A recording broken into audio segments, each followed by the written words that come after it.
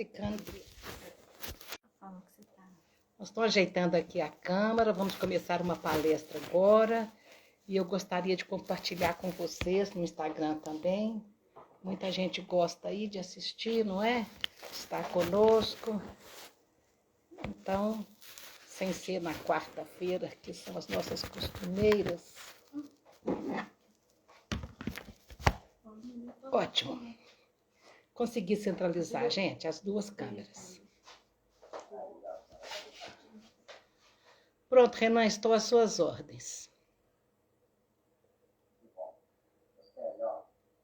Então vamos fazer assim, eu vou dar play aqui na transmissão, vou tirar aqui um pouquinho, 5 minutinhos, só para dar boa tarde pro pessoal, avisar sobre o evento, e aí eu já te chamo para a gente começar.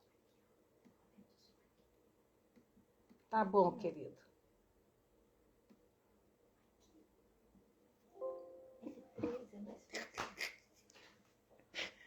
É mais fácil.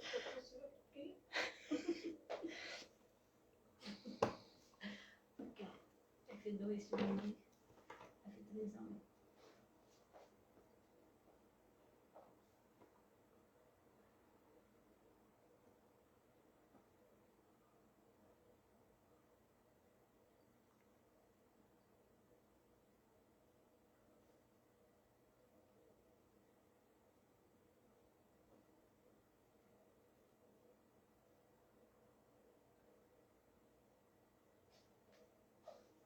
Olha o texto para mim da Marília, que ela fala que dia 5 de novembro, que ela não queria ficar mais no avião, que não queria pegar avião. Pegar no Instagram.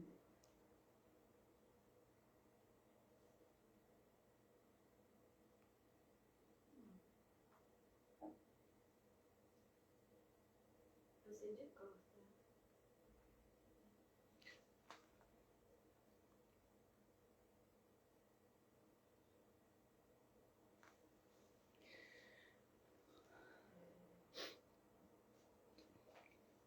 Roseli, Viviane.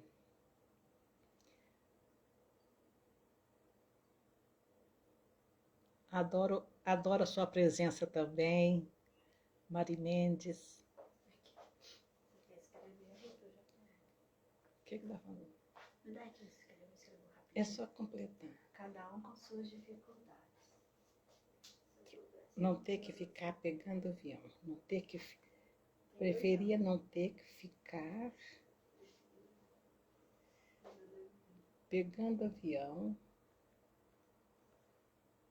só para ficar pertinho da família. Era só isso, meu bem. Eu vou trancar o portão lá para você. A porta. Obrigada.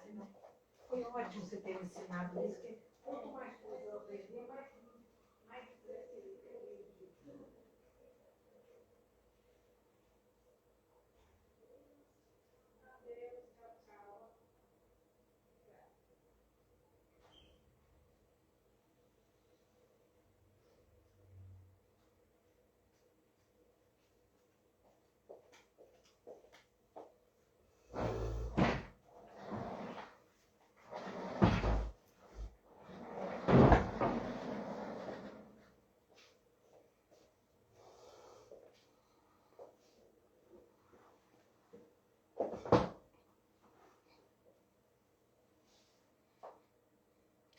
Boa tarde, Cíntia Brandão, Thaís, Helena, muita gente boa conosco.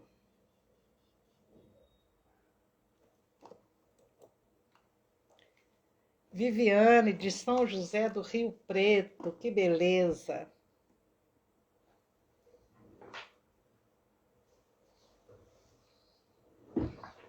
Boa tarde, amigos que estão aqui nos acompanhando neste sábado.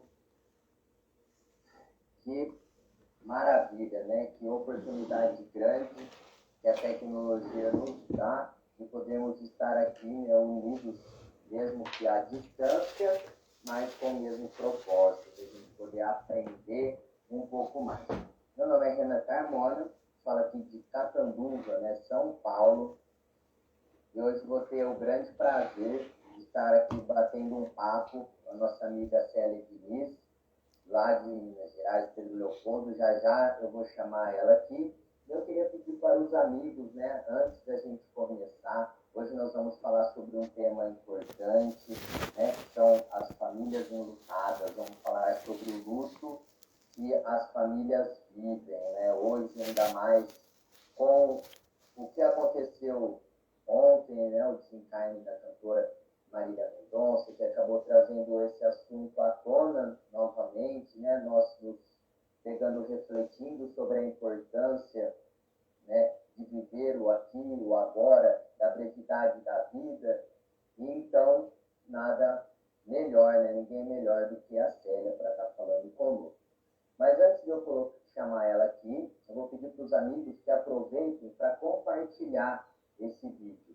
Joguem lá no YouTube, no grupo de WhatsApp de vocês, no grupo do centro, no grupo de amigos. Compartilhem no Facebook, quem está assistindo. Hoje nós estamos transmitindo pela Rede Amigo Espírita, pelo Facebook e YouTube da Rede Amigo Espírita. E estamos compartilhando também pelo Facebook e YouTube da USE Intermunicipal de Catanduva. Fica aí o convite, agradeço muito a todos que estão aqui chegando, né? O pessoal desejando aí boa tarde, se acomodando, se preparando para a live. Eu vou então convidar os amigos para que a gente possa fazer uma prece, para que a gente possa iniciar esse nosso evento nesta tarde. Vamos então fechando os nossos olhos, mentalizando a figura de Jesus. Vamos então pedir, Jesus, que o Senhor possa estar no nosso lado em mais essa oportunidade, em mais esse dia. Que o Senhor possa, Mestre Jesus, abençoar o lar de cada um que está nos acompanhando nesse momento.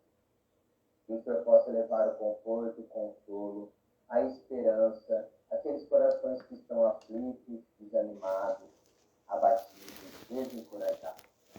Que o Senhor, Mestre Jesus, possa também abençoar, iluminar e intuir a nossa irmã, para que nessa tarde ela possa trazer, inspirada pela espiritualidade, palavras necessárias para o nosso tratamento. Palavras de conforto, palavras de esperança. Que o Senhor, Mestre Jesus, possa levar o nosso agradecimento até Deus, Pai Todo-Poderoso, por nos dar essa oportunidade de estarmos reunidos, mesmo que virtualmente, em seu nome. Pedimos que a espiritualidade possa olhar por cada um e rogamos para que Deus e Jesus estejam ao nosso lado, hoje e sempre. Vamos então, né, sem mais delongas, vamos chamar aqui a nossa convidada. Bem-vinda, Célia! Olá, Renan. Muito obrigada pelo convite, muito obrigada pela acolhida. Eu quero deixar o meu carinho aqui a todos que estão conosco nessa tarde, inclusive o pessoal aqui do Instagram, das mídias que nos acompanham, né? Muito interessante estar com vocês hoje aqui. Você já quer... agradece muito, né, Célio, o convite, você ter aceitado o nosso convite, estar aqui, né? Gente, vamos falar a verdade, a gente queria muito, né, que esse encontro pudesse ter sido presencial. Mas, olha só que bom, né? A tecnologia pode nos unir, né, tão rápido. Não tem todo aquele, né, o viaja, o vem, o vai. Sim, é muito prático isso e nós estaremos juntos, né? Sempre. Pelos laços que nos unem, pelo ideal que nós abraçamos. E isso nos aproxima muito, muito espiritualmente falando. Eu quero trazer esse tema e é com muito carinho que eu preparei esse tema, porque existem milhares de famílias enlutadas no Brasil. E eu quero falar, é muito triste a gente falar na gente, mas os exemplos que eu tive no berço que eu nasci foram tão marcantes que eu gostaria de, com a permissão de Jesus, com a permissão de vocês, eu compartilhar uma experiência da minha família. Foi em 1972, eu estava com 21 anos na época, a primeira vez que a morte devastou a minha vida e com a intensidade que devastou.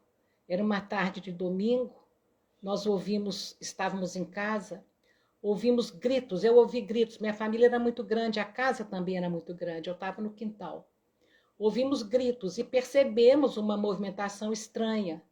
Fomos rapidamente verificar a origem daquele alvoroço. Ao passar pela sala, eu encontro meu pai entrando. E ele dizia: meu Deus, se minha filhinha morrer, eu morrerei também. Seguimos em direção à rua, a tempo de ver Daisy, a nossa irmã caçula de 9 anos, já deitada no banco de trás do carro do meu irmão, que a levaria para o hospital. Ela estava ainda consciente, mas do seu ouvido escorria um filete de sangue, após ter sido atropelada por um caminhão. Cumpria-se ali um planejamento reencarnatório, porque Chico Xavier, algum tempo antes, havia dito para o meu pai: se prepara, meu filho, novas provações estão chegando para a sua família. Ninguém vem à Terra para servir de instrumento de tortura para ninguém. Pensar o contrário, que alguém nasceu para atropelar alguém, é desconhecer a extensão infinita da bondade de Deus. Mas o amigo da nossa família, que dirigiu o caminhão que atropelou a minha irmã, foi colocado naquele cenário ali de destruição para o qual serviu de instrumento involuntário. Ele foi colocado ali naquela história. Mas, para nossa imensa tristeza, a primeira, maior e mais devastadora tristeza da minha vida até então, é que 3 dias depois a Deizinha encerrou a sua breve passagem entre nós. Chico disse para mim uma vez que eu era uma privilegiada porque eu tinha tido um curso de religião. E se eu tive um curso de religião, aquele momento era um curso, assim, era onde ele iniciava com aquela perda, que foi uma fase de grande aprendizado. O exemplo dos meus pais, a dignidade com que enfrentaram a partida da filhinha linda, inteligente, gordinha, carismática. Foi arrebatador para nós. O desespero pungente dos meus pais, que eles sentiram ali no primeiro momento, quando eles viram o atropelamento, viram o estado grave dela, aquele desespero do primeiro momento cedeu lugar a uma serenidade que era ao mesmo tempo filha da dor e filha da resignação, a serenidade que eles sentiam. O materialista, que só consegue ver na morte uma destruição de um corpo, só consegue enxergar a morte como algo que destrói uma vida, vítima de uma trágica coincidência qualquer, né? Como um avião que choca numa fiação elétrica. Então a morte é simplesmente porque o avião chocou. A gente fala sobre isso ao final. Então o materialista, quando vê a morte simplesmente como uma destruição, não consegue compreender as coisas. Os religiosos, no sentido exato dessa palavra, ou seja, os que verdadeiramente estão religados a Deus, não se afastam de Deus na hora da tristeza, na hora da contrariedade. Não deixam a revolta nascer no coração. Deus é justo e está cuidando de todos nós. Então, são os que trazem esta confiança em Deus, que não se dão o direito de julgar os divinos desígnios de Deus. Insondáveis, na verdade, mas divinos. Então, Deus é justo, cuida de nós, e nós sabemos que há sempre uma causa justa e um fim útil a todas as nossas dores.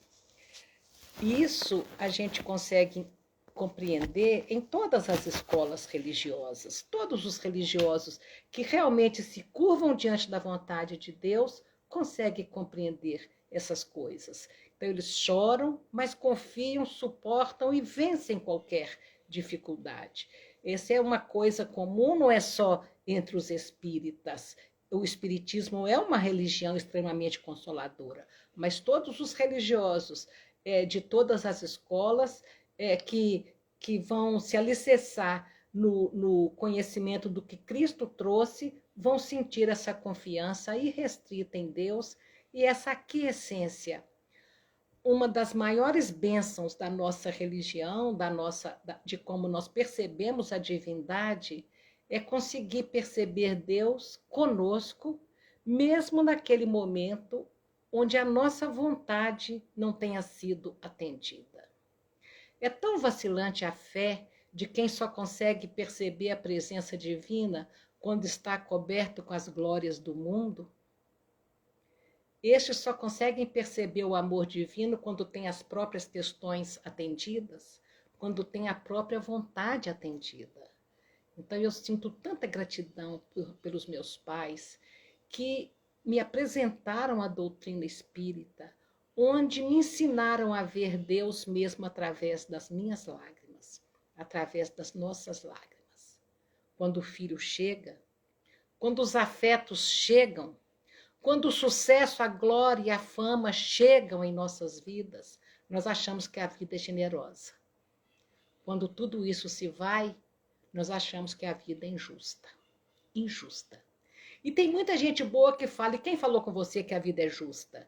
Tem muita gente boa que fala com uma convicção enorme que a vida não é justa. E essa é uma premissa aceita, sem questionamentos, por todos aqueles que não entendem a beleza da justiça divina, mesmo que a gente não possa compreender como é belo tudo que vem do Criador em favor das criaturas. O belíssimo livro de Jó, um dos mais antigos do Velho Testamento, o Jó perde 10 filhos, perde a esposa, perde a fortuna, perde os amigos, perde a saúde. E um anjo, ao final de todo aquele diálogo que ele tem, enriquecedor para os nossos conhecimentos religiosos, o anjo diz para ele, uma coisa você tem que saber, os desígnios de Deus, os planos divinos, são insondáveis para o seu conhecimento. Mas existem e nós sabemos que nós estamos sob esses planos. Aliás, eu queria muito, Renan, ao final, falar desse planejamento reencarnatório. Porque se o Chico Xavier fala para o meu pai, aprovação em vem, e logo a minha irmã é atropelada, é sinal que aquilo estava programado em algum lugar que foi perceptível para ele. Então, nós devemos orar muito nessas situações. É certo que nós devemos, para glorificar a Deus, para fazer um pedido ou para fazer um agradecimento. Mas se Jesus, na oração maior da cristandade, nos ensinou a dizer, seja feita a vossa vontade, orar é estar atento ao que nós estamos pedindo. Se nós pedimos que a vontade de Deus seja feita, por que nós vamos brigar, blasfemar e duvidar quando essa vontade nossa não é atendida? Se nós estamos pedindo há séculos que seja feita a vontade de Deus. Então, eu estou fazendo todas essas reflexões na tentativa de compreender a irrestrita submissão dos meus pais a um poder maior, unificando a família em torno da fé que eles abraçavam, não permitindo que a revolta e a incompreensão tomasse conta dos nossos corações. Ver meus pais, poucos dias após aquela tragédia, recebendo as visitas que chegavam, chorando em solidariedade a nós, e saíam dizendo que tinham ido levar consolo e solidariedade, e saíram mais consolados do que chegaram. Pelas explicações que ouviam, onde que meus pais encontravam tanta força? Certamente no conhecimento das leis que regem as nossas vidas, e eu convido a todos que não as conheçam, que comecem a estudá-las na doutrina espírita, mesmo que não tenha a menor intenção de ser espírita, mas apenas para entender um pouco mais das leis da vida. E conhecer essas leis faz toda a diferença. Então, durante a prece que os meus pais fizeram na hora do sepultamento da minha irmãzinha, que em vez de se lamentarem com Deus, eles agradeciam por Deus ter lhes emprestado aquela filhinha, mesmo que por tão pouco tempo. Por várias vezes, eu ouço pais, amigos, filhos dizerem: eu não vou suportar essa dor. Tem mães que me ligam, conversam conosco, confiando em nós as suas dores. Elas falam: eu não vou aguentar essa dor. E eu garanto para elas que vão sim, porque pela lei de Deus, e que Jesus ensinou essas leis, ele prometeu que nos nossos ombros jamais fardos mais pesados que podemos carregar. Então eu falo para as mães: tenha certeza, se você não suportasse a partida do seu filho, sua filha não teria nascido com você, teria nascido em outro lar, teria nascido com outros pais, porque nos nossos ombros só o que nós podemos suportar. Então, o exemplo que os meus pais nos davam, é que quando a gente consegue retirar dos nossos corações toda a revolta, toda a mágoa e todo o desespero, quando a gente se curva realmente diante da vontade de Deus, nasce desse esforço, nasce desse movimento uma força moral tão grande, capaz de vencer os obstáculos. Nossas preces buscam as bênçãos na vida maior, e é de lá que vêm as energias irradiantes da divindade, que fortalecem e vitalizam o nosso mundo íntimo e nos ensinam a nos curvarmos ao jugo dos acontecimentos inevitáveis. Na noite em que um amigo nosso, que dirigiu o caminhãozinho que atropelou a minha irmã, reuniu coragem para nos visitar, meus pais ligaram a televisão, que tinha ficado emudecida durante toda aquela semana, e se desdobraram para que o motorista se sentisse um pouco melhor. Tentaram lhe explicar que o acaso não existe, que estava tudo certo, que deu certo, que tentaram dizer para eles tudo que a doutrina nos ensinara, né? Que Deizinha certamente tinha vindo para ficar pouco tempo, e que por um motivo que nós desconhecíamos, ela havia escolhido ou aceitado sair da vida dessa forma agressiva, porque, meus queridos, o gênero de morte e a época da nossa morte já está escrita quando nós viemos para a Terra. Podemos mudar o nosso destino a todo momento.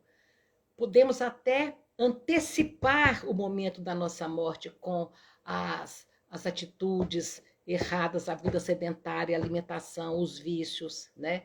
Em alguns momentos raros, nós podemos também até adiar a nossa partida por algum motivo muito sério, muito importante, mas, de um modo geral, o nosso momento de partida e o gênero da nossa partida, se é um desastre, se é uma doença longa, se é uma coisa na infância ainda, isso já vem. Nós já saímos do plano espiritual com isso mais ou menos delineado. E os meus pais explicavam para o motorista isso. E disseram para ele que um dia, no plano espiritual, ele com certeza ia ser informado por que ele estava naquela história, por que ele tinha sido escolhido o instrumento de saída da vida da minha irmã. Então, o processo de atropelamento corre à revelia, e meu pai escreve uma carta de próprio punho, para o advogado que ia defender o réu motorista, e nós tivemos acesso a essa carta. E o meu pai escreve: declaramos livre e espontaneamente que nenhuma culpa pode ser atribuída a fulano de tal com referência ao lamentável acidente que vitimou a nossa filha Daisy. Ele não agiu com dolo, nem foi imprudente, nem negligente e nem imperito. Na realidade, foi ele também vítima da mesma fatalidade imprevista e inevitável. Por isso, expressamente afirmamos que não desejamos que contra ele seja movido nenhum processo civil ou criminal, pois sabemos não ter tido ele nenhuma responsabilidade no evento. Tendo mesmo feito tudo o que estava ao seu alcance para minorar as consequências. O que realmente desejamos é que Deus nos dê, a nós e a Ele, forças para acolhermos com resignação os seus sábios desígnios, e que Deus nos dê tranquilidade e paz. Por ser verdade, firmamos a presente carta que expressa a nossa verdadeira vontade. O advogado era diretor da faculdade, que na época eu cursava, e era meu professor de filosofia. Que respeito e admiração eu senti pelo meu pai quando esse advogado me chama na diretoria para me falar que quando ele leu a carta no tribunal, todos se sensibilizaram, que o juiz, o promotor, os advogados, os presentes se emocionaram. E quando ele me conta isso, ele estava com os olhos lacrimejando. Assim, é uma família enlutada, onde Jesus chegou antes da dor. Onde Jesus chegou antes da dor. Porque quando a morte chega em nossos lares e nos pega totalmente despreparados, é muito triste ver a desarticulação familiar. É muito triste ver o jogo de culpa que pode acontecer. É muito triste ver o nosso despreparo para passar aquilo para as nossas crianças. A Marília deixa um filhinho de 2 anos. Se eu pudesse fazer chegar à mãe dela a sugestão que apresente para o netinho dela o livro Raio de Luz. É um livro lindo. Conta a história de uma psicóloga, Gislaine da Assunção. Não é um livro espírita. Conta a história de uma menininha de 6 anos que perdeu a voz quando houve um acidente com os pais e ela fica muda. A terapeuta, que era a Gislaine, não conseguia. E já tomada de angústia, depois de muitos tempo de tratamento, ela dorme e acorda no meio da noite e escreve a história do Pingo de Luz. Não é Raio de Luz, não. O livro se chama Pingo de Luz. Então, ela escreve a história explicando a morte para a criança. E é uma das coisas mais engraçadinhas que eu já vi, porque esse livro foi escrito em outubro de 1983, quando o meu filhinho de 3 anos havia caído da garupa da bicicleta da babá, deixando o irmãozinho de 6 anos e a irmãzinha de 4,5. E foi com este livro que eu expliquei para os meus 2 filhos que ficavam a morte. Porque, vejam, o meu irmão deixa um filhinho de 2 anos e pouco, e ele fala com a mãe dele: onde está meu pai? A mãe responde: foi morar com o Papai do Céu. Por quê? Porque o Papai do Céu precisava dele. Eu é que preciso, eu que sou pequeno. Papai do Céu não precisa, ele é grande. Então, na sabedoria infantil, ele percebe que Papai do Céu não precisa e não toma dos outros o que ele precisa, né? Mas a gente fala muito isso. Papai do Céu levou porque precisava dele. A desarticulação, então. A desarticulação familiar é lamentável. A família se desagregar no exato momento em que a situação pede união e ajuda recíproca, paz, tranquilidade. Uma mãe, a gente vê enlutada, não sustenta o mesmo nível de interesse pelos outros filhos e pelo esposo. Um pai que vive essa mesma desorientação também, e os filhos marcados, às vezes, pelo duplo ressentimento que a morte lhes arrancou o irmão e, ao mesmo tempo, leva o carinho e a atenção dos pais. A força de superação vem da união familiar.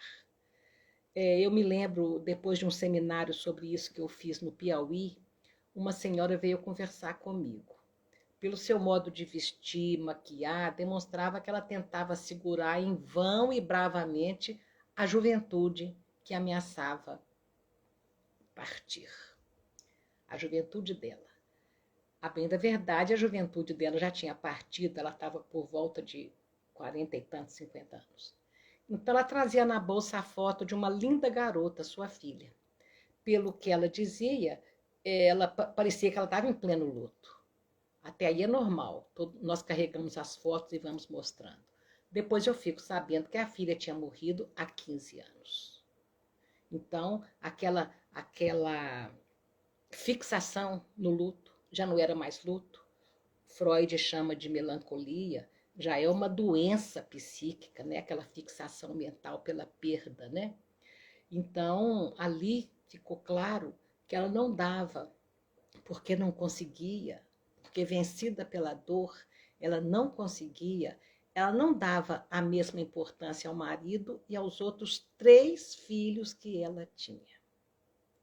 Eu pedi a ela que, além do recurso da oração e do evangelho, que é sempre o melhor caminho, que ela buscasse uma terapia para ver o que persistia, porque talvez ela chorasse outras perdas que a família agrega ao processo de luto sem perceber. Às vezes a pessoa chora a falta que o fulano vai fazer para sustentar a família. Então, é muito complicado a gente, para superar o luto, nós temos que retirar esse senso de utilidade que nós atribuímos aos nossos entes queridos, que é o provedor, que é o faz-tudo, que é a companhia, né? Então, a gente perde a quem nos protegia, né? Então, você fica sem saber o que vai fazer, como é que vai se virar, né? Então, o tempo de reclusão que o luto pede e as recordações que nós gastamos, que nós guardamos, podem nomear, né? E o que perdemos e nos levar a pensar em como viveremos depois dessa perda e com que mudanças precisamos arcar e que tamanho e importância isso terá em nossa vida. Todas as reflexões podem provocar uma crise, pois nos exigem a tarefa a família, né, de reorganizar, de excluir um papel, de incluir outros papéis no cenário familiar e, mais do que tudo, obriga-nos a encarar a necessidade de delinear o que restou em nossa vida. O que restou em nossa vida. Nós precisamos de saber quem somos.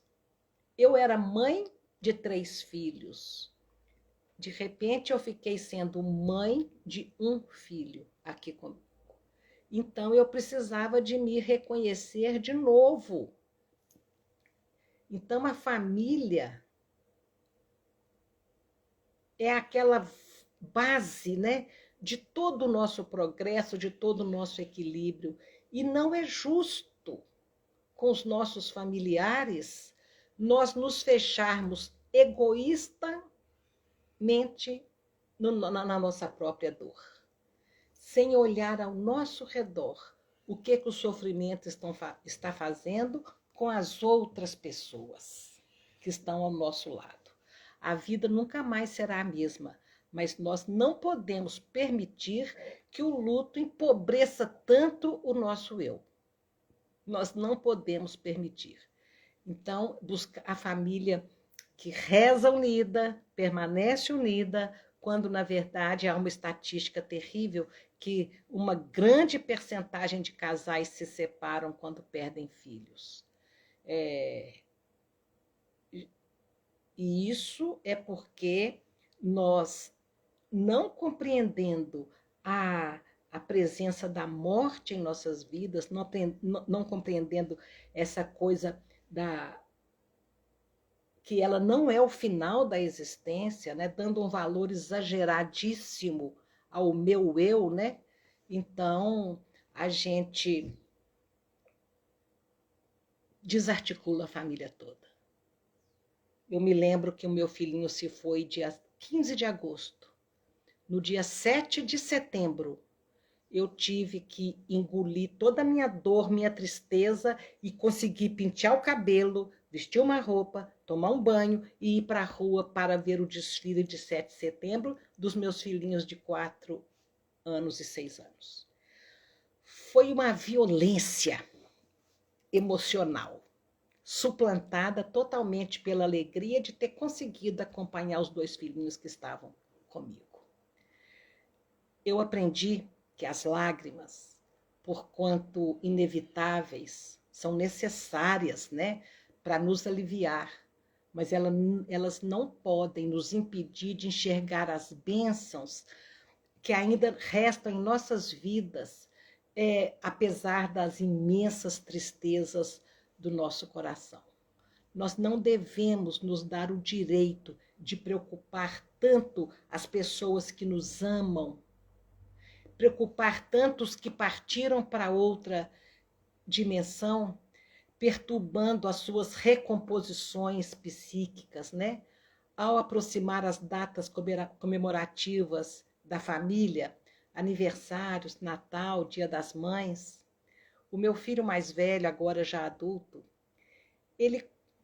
era o que estava comigo. Ele olhava ansioso dentro dos meus olhos ao me abraçar, ao me presentear. Ele trazia tanta esperança e tanto afeto no olhar que a tristeza das ausências não podia ser maior do que a alegria da presença daquele filho em minha vida.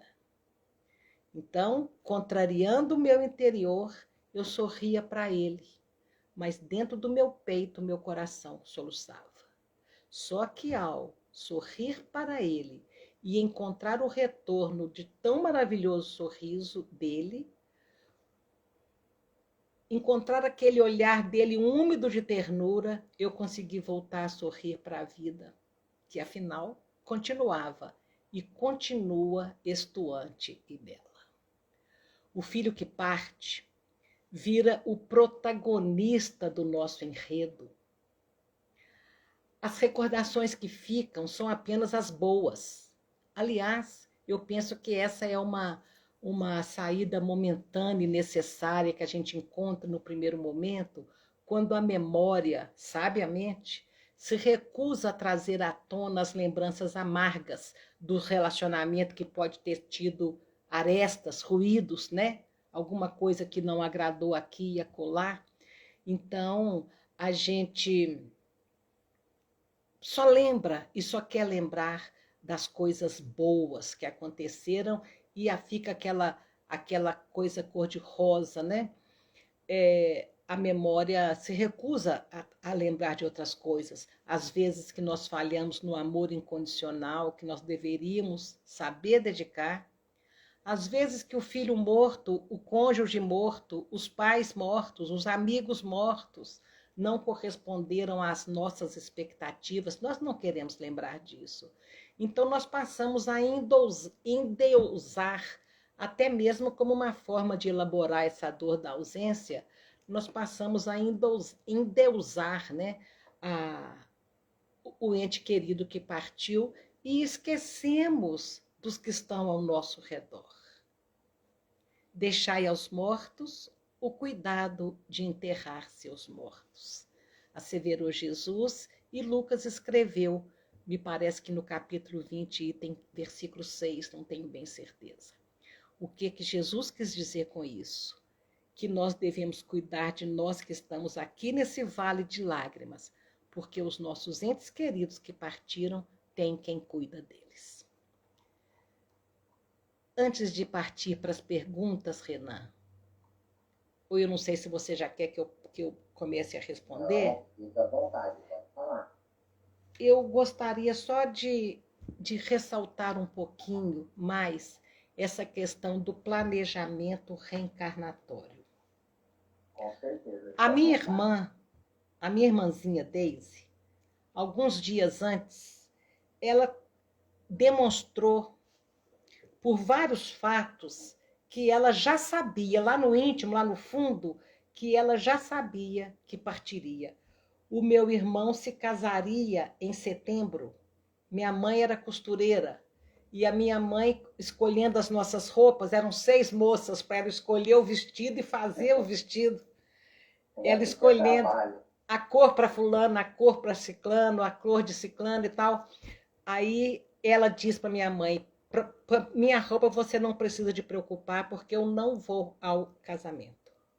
Minha mãe disse, mas por que você não gosta tanto de fulana que vai casar com seu irmão? Gosto, mas eu não vou no casamento. E ela não explica por quê. No sábado, antes, ela é atropelada num domingo. No sábado ela diz, mamãe, faça pé de moleque para mim que eu quero comer até despedir. Então foram vários aspectos nos mostrando que lá no fundo, no fundo, no fundo, a alma dela sabia que estava na hora da partida. A nossa querida cantora, compositora, essa mulher impressionante que é a Marília, ela também sabia. Ela também sabia. No fundo, ela sabia. No dia 5 de novembro, há 2 anos, de 2019, ela faz uma postagem no seu Instagram dizendo que ela preferia não ter que pegar avião, ficar pegando avião, que ela preferia não ter que pegar avião só para ficar sempre juntinho da família. E em 4 de maio do ano passado, ela diz que, gente, que coisa absurda, sonhei essa noite com água, com cachoeira, com não sei o que, a noite inteira. Era a alma dela, era o planejamento reencarnatório, era a época dela voltar para casa, que estava começando a emergir do seu inconsciente mais profundo, trazendo ainda inconsciente para ela a informação, tipo, tá na hora, tá quase na hora de você voltar para casa. Ela viveu tão intensamente, ela começou tão cedo, ela fez tanto, porque parece que no fundo, ela sabia que ela tinha pouco tempo para dar o recado que ela veio dar. A valorização da mulher, a leveza para enfrentar o abandono, a dor e o sofrimento. Ela ajudou muita gente trazendo a alegria. O artista, a arte de um modo geral, tem essa função de nos aproximar do belo, porque Deus ama o belo, ama a alegria. Então, ela fez muito bem o seu papel de empoderar as mulheres, no momento que a mulher mais se sente com autoestima lá embaixo, que é quando ela é abandonada, traída. Então, vem ela com essa música, com esse gênero de música. É uma missão, e que ela desempenhou divinamente. Não tenho dúvidas quanto a isso, né? Com certeza esse planejamento existe, né? Acredito muito nisso. E acho que ficou muito bem explicado. Célia, então eu vou abrir para as perguntas. Vamos. Inclusive, eu tenho uma pergunta já da Marília, eu já vou aproveitar para fazer. Então, para você, né, quem tiver dúvida, gente, vai mandando, que nós vamos ficar aqui um tempinho respondendo, tá? Vamos aproveitar aqui a disponibilidade da série. Então, antes de a gente começar, algumas pessoas mandaram perguntas para nós. E teve uma pergunta referente ao caso da Marília mesmo, né? Que uma pessoa que é anônima mandou a seguinte pergunta: como fica o espírito dessas pessoas famosas, né? Que as multidões choram compulsivamente, essas pessoas que tocam com suas músicas, né? Que nós recordamos e ficamos homenageando durante anos. Essas emoções afetam eles que já foram? Muito, muito boa pergunta, muito interessante a pergunta. Cada morte é de um jeito, cada desencarne é de um jeito. Não existem duas pessoas iguais, então não existem duas desencarnações iguais. O Livro dos Espíritos trata desta questão no capítulo que se chama Retorno à Pátria Espiritual. Então, tenho certeza que a misericórdia divina sempre tem um jeito de blindar o desespero nosso para que esse desespero não some ao desespero, não vá somar ao desespero de quem está indo. Meus queridos, morrer não é fácil. A Marília me lembra a partida da minha filha, com aquele mesmo biotipo dela, que uma dengue hemorrágica levou em 3 dias. Vou mostrar minha filha para vocês. Espera aí. Tá bom? Pessoal, quem tiver mais perguntas, vai mandando, vamos aproveitar. Estão vendo? Olha aí, dá para ver sim. Espera aí. Aí, ó. Minha filha, 27 anos. Quando eu vi a idade da Marília, eu pensei, meu Deus, morrer nesta época, deixar tudo para trás, deixar os sonhos, os projetos, não é fácil. Eu, ao sepultar a minha filha, que estava noiva, feliz, trabalhando, ia começar a construir com o marido, totalmente entranhada nos projetos da vida material. Eu sei que a morte não existe, eu sei que a vida continua, mas vocês acham que a minha filha ia acordar no plano espiritual, ia falar, oba, não é verdade que a vida continua? Que bom? Não. Ela ia assustar, ela ia querer ter continuado aqui. Depois é que ela ia assimilar, administrar.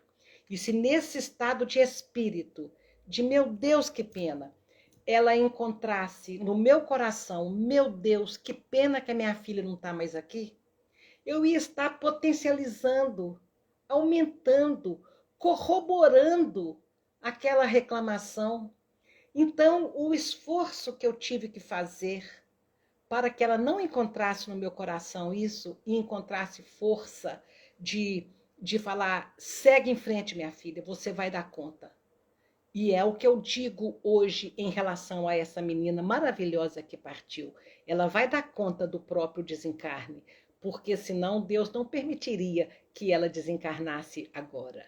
Então, se ela está desencarnando agora, é porque ela vai dar conta de administrar a vida, porque o espírita, ele distingue o morrer de desencarnar.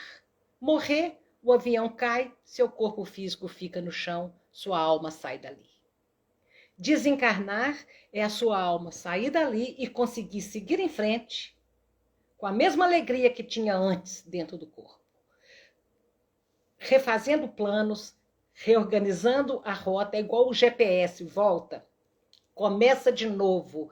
Agora o caminho a ser trilhado é esse.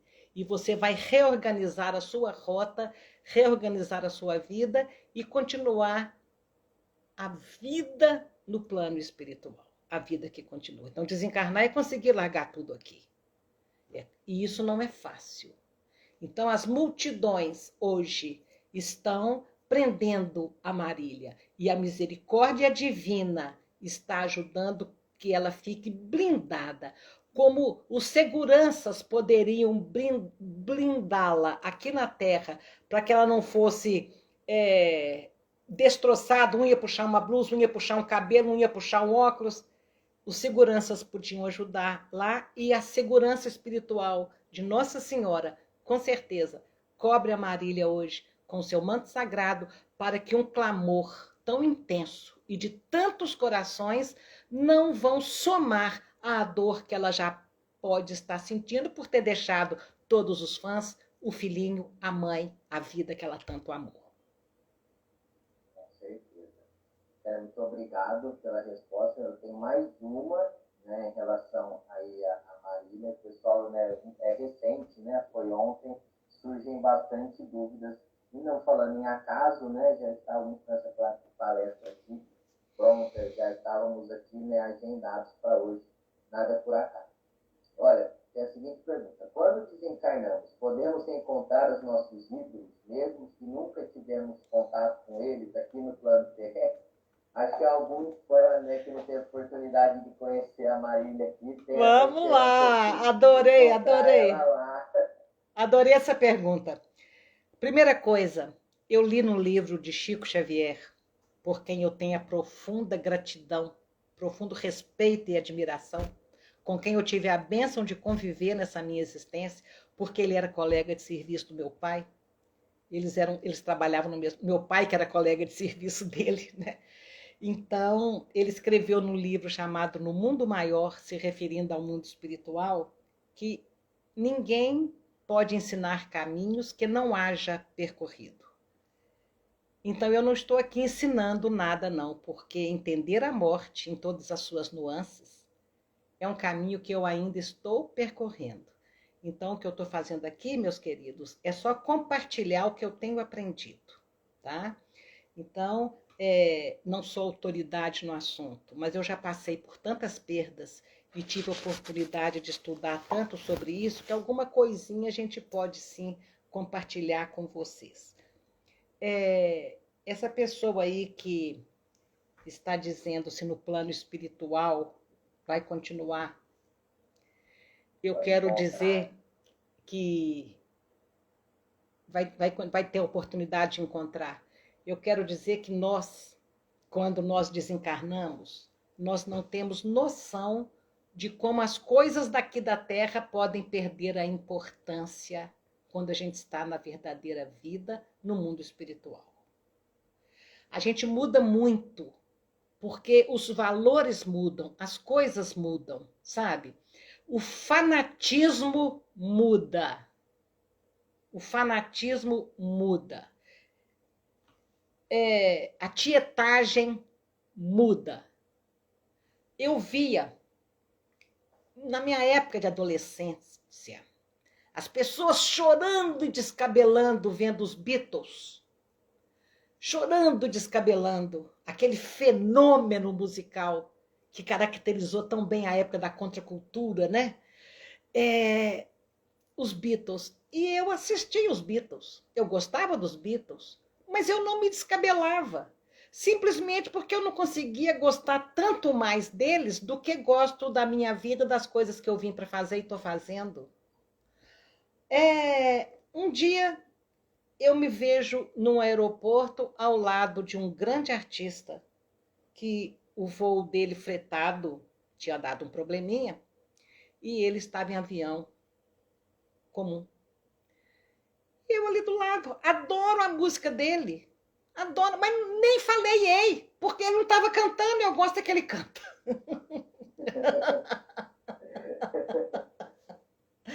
Ele não estava cantando, ele estava quieto. Então não tinha nada para eu fazer. Não sei se me permitem, num dia, até pouca sensibilidade de minha parte falar disso, num dia que hoje estamos todos tão comovidos com essa pessoa maravilhosa que acaba de nos deixar, mas eu não entendo o fanatismo. Nem com Jesus. Nem com Jesus, a quem eu amo e quero seguir. Eu não entendo que deva ser tão fanático. Mas, guardada todas as devidas proporções, eu tenho certeza que não é o caso de quem fez a pergunta, é simplesmente ela quer saber se podemos encontrar, e eu digo que o apóstolo Paulo falou, o seu coração estará onde estiver o seu tesouro. O que nos ligam lá, no plano espiritual, é o verdadeiro amor, é os laços de simpatia. E os próprios ídolos aqui da Terra podem não querer continuar sendo ídolos lá. O sucesso da vida material pode ficar aqui. Um rei não chega lá como rei. Uma monarquia. Eu estou falando de um título nobiliárquico. Um herói aqui da Terra não chega lá como herói. Quando, na verdade, muitos aqui da Terra totalmente anônimos são heróis aos olhos de Deus. Então, meus queridos, eu não saberia te dizer se o herói de hoje, se o ídolo de hoje vai continuar querendo ser ídolo nessas mesmas coisas. Eu não saberia te dizer. A vida no mundo espiritual, segundo nos diz o que mais falou sobre isso, André Luiz, um médico desencarnado, ele escreve 16 livros contando para nós como é a vida no mundo espiritual. E ele diz que por mais que ele tente explicar para a Terra como é a vida lá, nós não vamos conseguir entender exatamente como é, porque não existem palavras para definir, por exemplo, uma cor, que aqui não tem, lá tem, uma situação, uma dinâmica. O vocabulário da Terra é pobre para a beleza da vida que continua estuante e bela no mundo espiritual. Então, não sei se nós vamos ter grandes, megas eventos no mundo espiritual. A Marília reúne 15 mil pessoas no seu último show, e é lindo ver isso. Mas eu não sei se isso tem lá, não. Quem sabe a gente vai descobrir, né? Acho que está bem respondida essa questão. Tenho mais algumas perguntas, Célia. Posso continuar? Manda. Tudo bem? Vou mandar aqui então. Ó, acho que agora tem um pouco mais a ver com o que a gente estava falando. Bom, tudo tem a ver, né? A pergunta é a seguinte: os pais que aceitaram perder seus filhos antes de reencarnar? Se sim, por que a dificuldade de aceitar a perda é tão grande? Eu tenho a impressão que no meu caso foi assim. Eu vou ser seu filho. Oh, que beleza, a gente já se ama tanto, você vai ser meu filho? Eu vou ser seu filho. Só que eu venho embora aos 3 anos de idade. Oh, que beleza! Só 3 anos você vai ter que ficar naquele mundo horrível de provas e expiações? Só 3 anos. Eu falei, eu vou ficar uns 80, vamos supor, né? Hipoteticamente. Aí ele fala, nossa, o que você fez para ter que ficar lá tanto tempo? Essa é a morte vista do plano espiritual para a Terra. Quando nós estamos lá, com todo o domínio do que significa a vida eterna, do que significa a vida espiritual, nós não temos a percepção de morte que depois que a gente entra dentro de um corpo físico, a gente assume. Porque quando a gente entra dentro de um corpo físico, a gente esquece essa nossa dimensão espiritual, a gente esquece que 80 anos, 90 anos aqui na Terra é igual a 1 segundo na vida eterna. A gente esquece a gente esquece do que somos realmente nós, espíritos, e não corpos físicos. E a gente não vê a morte do plano espiritual para a Terra, a gente não vê a morte como a gente vê quando está aqui na Terra, algo horrível que nos aguarda ao final da caminhada. E do plano espiritual a gente vê uma libertação, onde seremos então libertados do corpo físico que nos prende para voltar para a verdadeira vida. Então, a gente esquece que somos, esquecemos que combinamos. E por que sofremos tanto, então, quando a coisa acontece? É natural, porque estamos aqui ligados também pelo físico, pelo corpo físico. E quando esse corpo físico se destrói e se vai, a gente vai ressentir a morte física. Então, a separação física dói muito. Eu continuo espiritualmente ligada aos meus filhos. Sei que o nosso amor continua cada vez mais intenso. Sei que posso encontrar com eles quando durmo. Mas eu sei que a ausência física deles foi algo que eu precisei de muita oração para superar. E por que sofremos tanto? Porque nos afastamos da religião. A religião existe em nossas vidas para nos lembrar quem somos, para nos lembrar o que é a morte, para nos ensinar o que é a vida. Então, por que sofremos tanto? Porque somos egoístas. Eu dizia a respeito da vida que continua e que a minha filha provavelmente tinha tido dificuldades para se adaptar, deixando para trás tudo que ela amava. Então, as minhas orações tinham que ser nesse sentido dela conseguir deixar para trás. E foi aí, meus queridos, que eu consegui compreender uma coisa que eu nunca compreendia. Desde o catecismo do grupo escolar, desde a evangelização infantil, eu escutava Moisés dizendo que devíamos amar a Deus sobre todas as coisas. Jesus corrobora esse ensinamento, amar a Deus sobre todas as coisas, e eu não entendia. Por que eu tinha que amar a Deus, que eu nem entendia bem o que era, mais do que eu amava meu pai, minha mãe, meus filhos, meus amores? Por que eu tinha que amar a Deus mais? Foi quando eu entreguei Mariana, é que eu comecei o aprendizado. É muito fácil amar o filho que chega, mas o verdadeiro amor a gente conhece quando vai entregar esse filho. Por que eu tinha que amar a Deus sobre tudo? Porque só amando a Deus mais do que eu amava a Mariana é que eu fui capaz de entregá-la e dizer: segue em frente, minha filha, você vai dar conta. Vai, não se prenda aqui, vá. Então, o verdadeiro amor é o que solta e não o que prende. É o que entende o desapego. Este é o verdadeiro amor, é o amor incondicional. Ele não precisa da presença física para continuar existindo. Ele não exige a presença física. Ele não coloca a condição do outro estar presente. Então, por que sofremos? Porque não nos curvamos convenientemente, intensamente diante da vontade de Deus. Muito bem. Célia, tem uma pessoa que está nos assistindo, a Keila, e ela fez uma pergunta que acho que vem de encontro com o que você acabou de falar. Ela diz assim, que a morte é algo que provoca uma dor insuportável e traz uma revolta. O filho dela partiu faz 2 meses, e depois disso, ela ainda não conseguiu falar mais com Deus.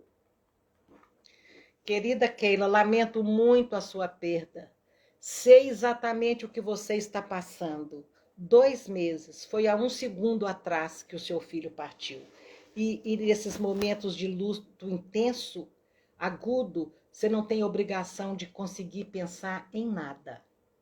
Você vai levar seu luto como você está dando conta. Mas saiba de uma coisa, essa dor passa. Esta dor passa. Eu passava a mão na cabeça do meu filhinho dentro do caixão e a minha mãe do meu lado. Mãe, como que a senhora deu conta de passar por essa dor? E ela falou comigo: paciência, minha filha. Paciência, essa dor passa. Eu pensei: não passa, não passa. Minha vida acabou aqui. Desmoronou tudo, não passa. Mas depois, Keila, de algum tempo, eu comecei a lembrar que eu escutava a gargalhada da minha mãe dentro de casa, que eu escutava a alegria da minha mãe nos reunir no Natal, no aniversário dela, no Dia das Mães, que eu via a alegria que ela enfrentou a vida e seguiu em frente. E eu via, e eu vi, e eu lembrei que a dor dela passava. E naquele momento eu tive a certeza que a minha também ia passar. Dores são intransferíveis, querida. Então eu te convido ao estudo das leis que eu estudei, do Evangelho de Jesus à luz da doutrina espírita. Eu te convido ao estudo daqui a um pouco de tempo, para você ir se enfronhando dessa nova visão que a doutrina espírita apresenta da morte. Ouso dizer a você, leia o meu livro, Vencendo a Dor da Morte. Em qualquer livraria, em qualquer site usado, você acha. Leia, porque neste livro eu conto tudo que Chico Xavier me ensinou sobre a morte. Eu estive com ele várias vezes, eu convivi com ele muito. E ali, tudo que ele me falava, eu ia para os livros de Allan Kardec, que codificou a doutrina, são 5 livros que resumem a doutrina toda, e depois na obra de Chico Xavier, tudo que Chico me falou, eu fui para as obras espíritas e alicercei o caso. Então o livro ficou sim muito bom, em termos de conteúdo, em termos de ajudar a vencer a dor da morte. Centenas e centenas de pessoas já me escreveram dizendo: eu estava brigada com Deus e você me reconciliou. O mérito não é meu. Não há nenhuma vaidade no que eu estou dizendo. Eu sei o tamanho da dor que me ensinou o que eu coloco naquele livro. E eu não tenho vaidade nenhuma dizer isso. Mas a dor me ensinou e eu compartilhei. E essa dor é possível vencer. Leia o meu livro. E depois você pode até nos procurar pelo Instagram, pelo Face, a gente conversa. Que eu tenho certeza, meu bem, apesar de todo o seu sofrimento neste momento, que está tão pertinho, essa dor vai passar, viu?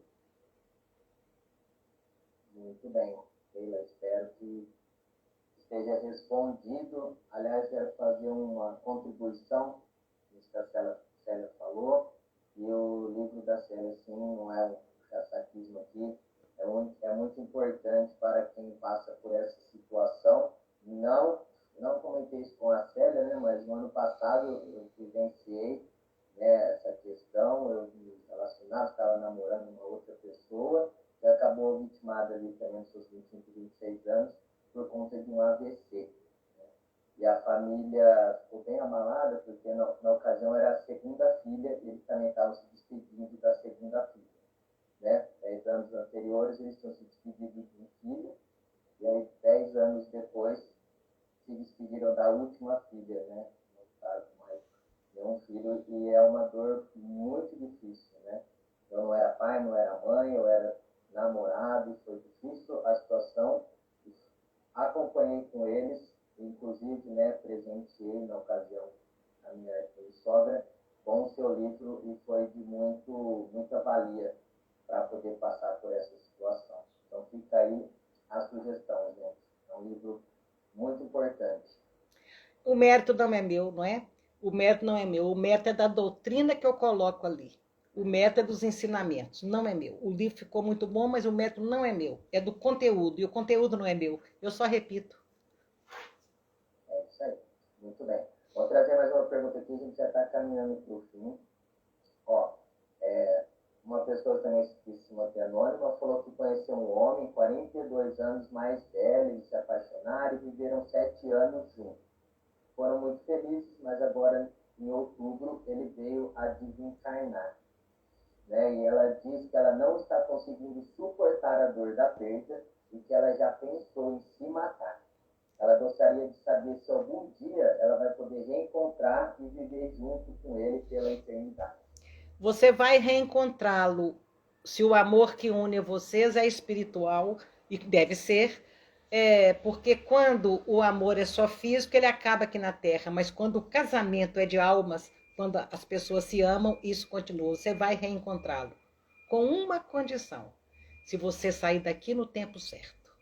Se você antecipar a sua saída, você vai adiar o reencontro por séculos, porque suicidas não conseguem ir pela própria vontade ao encontro do outro.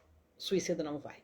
Ele tem que passar por um tratamento muito longo, passa por um sofrimento muito longo, e depois é que ele reassume. Então, minha querida, você vai reencontrá-lo sim, desde que você saia daqui no tempo certo. Se não sair, mais séculos e distância você vai colocar entre você e essa alma que você encontrou tão tardiamente e que amou tanto. E ama. Ó, Luciane, Célia, ela é de Araucária, Paraná. Ela falou que faz 1 ano e 10 meses que a neta dela, Antonella, desencarnou por um acidente doméstico. Na oportunidade, a neta estava com 4 anos e 4 meses. Aí ela diz assim: em nenhum momento você, Célia, pensou ou teve a esperança que seu filho retornasse para o seu ventre pela oportunidade da reencarnação? Pois essa é a maior esperança que ela tem, que a neta retorne ao ventre. Um grande beijo e ela te admira muito. Muito obrigada. A pergunta é muito boa. Chico Xavier me falou assim: minha filha, eu quase posso garantir para todas as mãezinhas que os seus bebês vão voltar para elas em novas gestações. Então, minha filha, eu quase posso garantir para você que a sua netinha vai voltar. E olha, eu vou vamos supor, em Santa Maria, no Rio Grande do Sul, uma senhora, uma jovem senhora fala, minha filhinha se foi, e eu digo, eu conto isso que Chico falou, e quando eu volto lá 1 ano e meio depois, vem a mulher me mostrando a criança, olha os olhos, igualzinho, veja e tal. Então, não só voltam, como várias eu já pude ver que voltaram. Cada história incrível. Cada história é incrível. Eles voltam, sim. Voltam, de uma forma ou de outra, eles voltam. E aí sempre a doutrina espírita nos dando essa esperança, né? Olha, aqui estamos acabando, Célio. Tem mais uma pergunta do Paulo Ribeiro, lá de Serrinha da Bahia. Ele quer saber por quanto tempo devemos vivenciar o luto. Isso é muito relativo, porque não podemos, em se tratando de emoções humanas, quantificar o tempo. Isso é muito relativo, vai de cada um. O normal, que nem nós nem podemos falar isso, 2 anos no máximo, até 2 anos e pouco, a psicologia acha que você está num processo normal. Depois disso, você está agregando outras perdas, outras dores ao processo de luto. Mas isso é muito relativo, é o que nós estamos falando.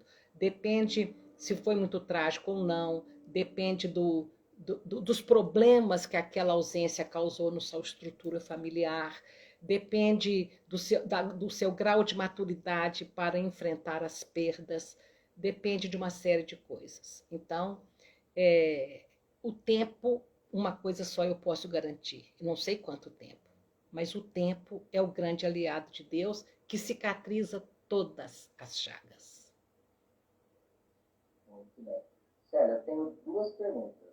Dá tempo de a gente Dá. fazer?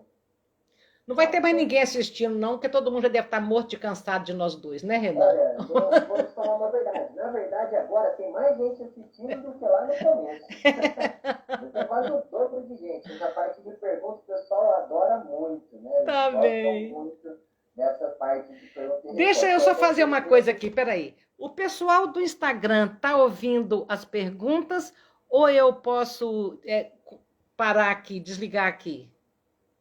Eu acho que eles não estão ouvindo a pergunta, não. Se você quiser falar para eles entrar lá no YouTube da Rede Amigo Espírita, a nossa palestra está sendo transmitida lá.